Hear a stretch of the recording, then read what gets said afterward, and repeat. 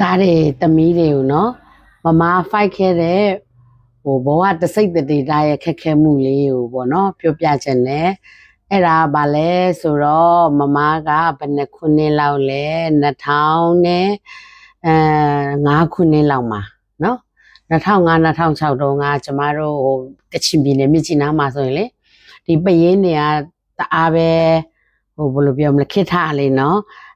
ပရင်းနေခေတ်ထားတော့အဲ့ချိန်မှာမမတနိုင်ကိုသွားပြီးတော့တငယ်ချင်းတွေနဲ့အစောတုန်းကတော့ပရင်းကိုဝယ်ရောင်းလုပ်တာပေါ့အဲ့ဝယ်ရောင်းလုပ်ရနေပြီးတော့ဦးဆွေရဲ့ရွာဘက်က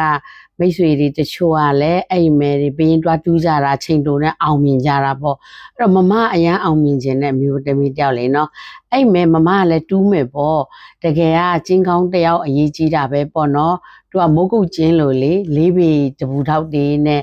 တူးရတာလေနော်ဆက်နဲ့လေအဲ့မှာမမကကျင်းတူးရောကျင်းတူးတဲ့အခါကျတော့ပြောချင်တာကတနိုင်လွှတ်စင်ကုန်း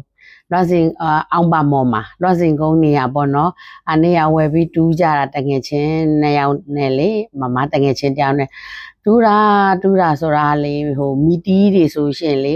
ရေတွေကစိတ်တော့လေဘဏ္ဍဖာနဲ့ဘဏ္ဍဖာကြမှမသိဘူးသူများဆိုညနေကြရင်ပီနာအိတ်နဲ့လေတလုံးအာလူဖော်တော့လို့ပဲဖော်ပြီးကိုတဲကိုပြန်ကြတာမမတို့မှလေပေပေါင်းကို200လောက်ရှိပြီဒီလိုအာလူလုံးလောက်ရှိတဲ့တလုံးတော့မရအောင်အရင်စိတ်ပြတ်တာပေါ့နော်အဲ့ချိန်မှာပေါ့နော်အဲ့ကြောက်တအားရတဲ့မိတ်ဆွေအဲ့ဒီဦးခါလီကနေပြီးတော့မှစိတ်မပြတ်နဲ့တဲ့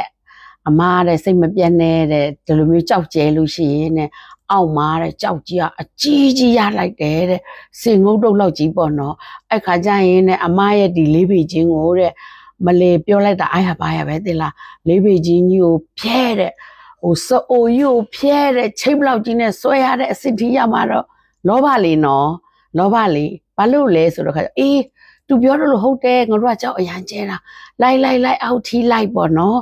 အဲ့ဒါနဲ့လိုက်တာတရားဒီတာကုန်သွားတာရှိတဲ့ငွေတာရှုံးကုန်တာကလေးတွေအနေနဲ့လည်းပြောချင်တာအတက်တရင်းပြီးတော့လေပေပေါင်းတီ300ကျော်လောက်ထိရအောင်ကိုမမတို့မှလေကြိုးစားရတာလေနော်ဒါပေမဲ့ဟင်းစားမပြောနဲ့အမတ်တရနောက်ဆုံးမှာအမတ်တရကြောက်လေးတရားလေးဒီလောက်အရွယ်လေးတစ်လုံးရတာတငယ်ချင်း2ယောက်ကအဲ့ကြောက်လေးကို2ချောင်းခွဲပြီးကဲမင်းလည်းနင့်ဘဝမတ်တိုင်အဖြစ်ဒါလေးကိုဆွဲထားလိုက်တော့မမလည်းအဲ့ကြောက်လေးကိုတရက်တီးပုံလေးလုပ်ပြီးတော့ဆွဲထားလိုက်တော့တာအဲ့ဒီအောင်ပါမော်ပေါ့နော်တနိုင်မှာပင်းတွားတူးတာလေးကတော့တကယ်ကိုအိမ်ပြန်စရိတ်မရှိလောက်အောင်ကိုရှုံးနေခဲ့ရပါတယ်သူများဘလောက်ရကိုမရပါ